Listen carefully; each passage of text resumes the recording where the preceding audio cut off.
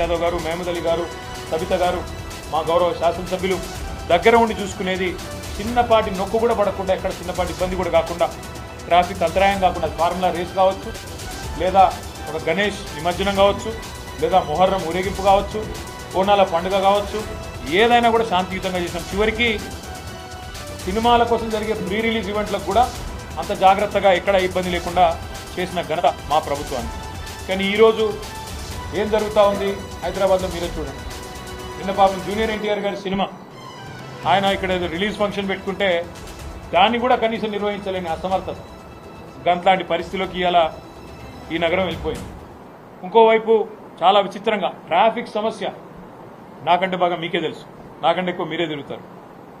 గతంలో ఎట్లా ఉండేది ట్రాఫిక్ మేనేజ్మెంట్, ఇవాళ ఎట్లా ఉండేది అనేది ప్రజలందరికీ తెలుసు. హైదరాబాద్ గంటలు గంటలు ట్రాఫిక్లో ఇరుక్కొని పోయే పరిస్థితి వచ్చింది. అదే మాదిరిగా ఇవాళ హైదరాబాద్లో